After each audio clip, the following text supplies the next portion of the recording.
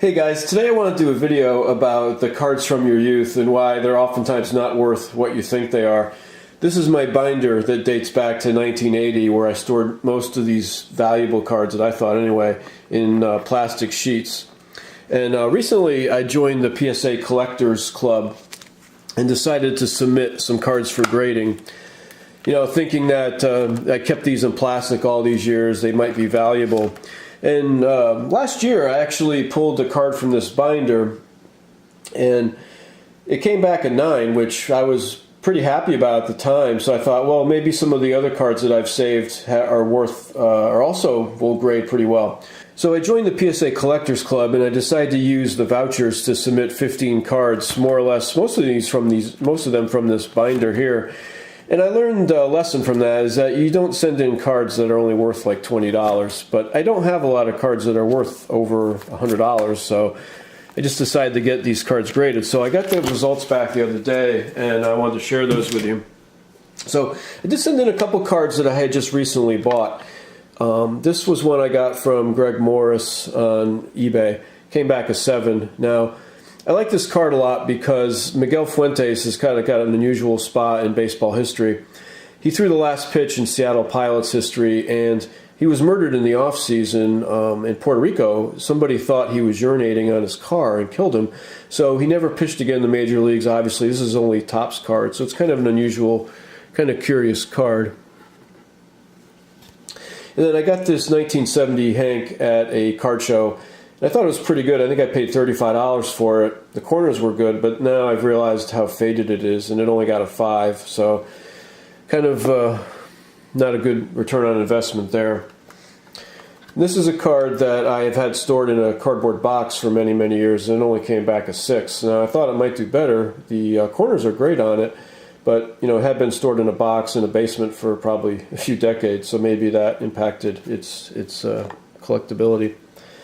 Then I had this Ozzie Smith that I pulled out of the binder, and that only got a 6. And I know these cards are notoriously off-center, so I guess it's not too much of a surprise. Here's some vintage cards here. 69, Ted Williams, 7. You know, that's a pretty good grade for a 69. Decent-looking card.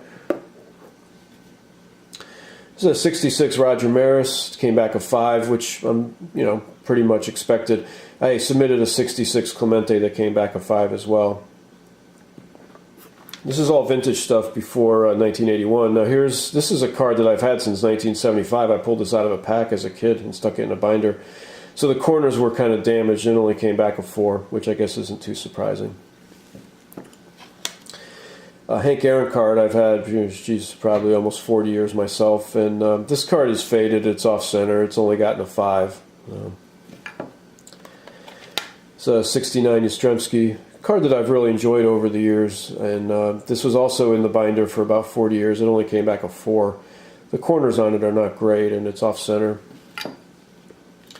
Here's another Yastrzemski, 68 All-Star, and I thought this might do better. The corners on it are pretty good, but PSA saw it as a 5. I'm not sure what was going on with it, but here's some ones where kind of surprised where I thought the cards would do better. This is a 71 that came back a miscut, and I didn't realize that even if you select no qualifiers, if the cards are miscut, that's how PSA is going to grade them. This is a card that to me has a lot of eye appeal. I've treasured it for many, many years, and I bought it from a dealer back in 1979, 1980. But now as a 6 miscut, the value of it is probably very limited, and it might be one of those examples where it made no sense to get the card graded. It's probably worth more as a raw card because I'll never get the grading costs back on it. This is a 71 Leo DeRocher that came back a 6. Now I know the top right-hand corner on this is a little bit dinged up, but the card itself, I think has pretty good eye appeal as well. And then this card I'm kind of frustrated with PSA about. This came back a 5, this Hoyt Wilhelm. Centering is great. The corners to me look really good. I just, obviously I'm not a professional card grader. I don't know what they're looking at. But I've got about a dozen 71 Topps in 7s and 8s, and this card looks equal to those. So maybe you guys have some ideas about what went wrong here. I can show you the back. The back looks pretty good too.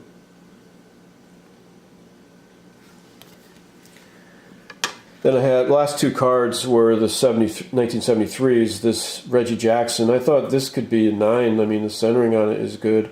But this came back an 8, which, you know, it's a great grade. And then this card, I also thought could be an 8 or even a 9. It came back a 7 for this Willie McCovey. So I guess maybe the 73s are tough on grading, I don't know, but it is definitely off-center. So, you know, kind of a lesson for me in that the cards that you had since you were a kid are not always worth what you think they are. And I learned that the hard way. But, you know, now I've got the cards encapsulated, and some I will definitely sell off. Some I will keep, the ones that I've had for probably a long time. If you have any thoughts or comments about why the cards graded the way they did, please let me know. I'm kind of new to this. And I also want to thank a number of people for their subscriptions, comments, and shout-outs on the channel.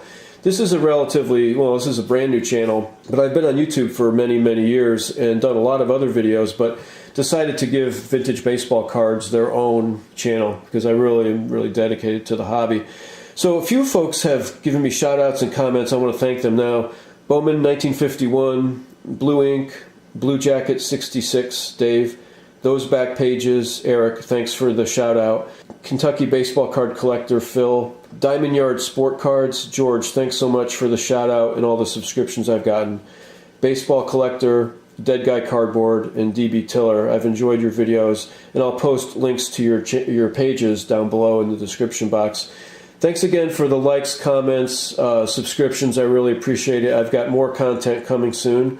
Thanks again. Bye.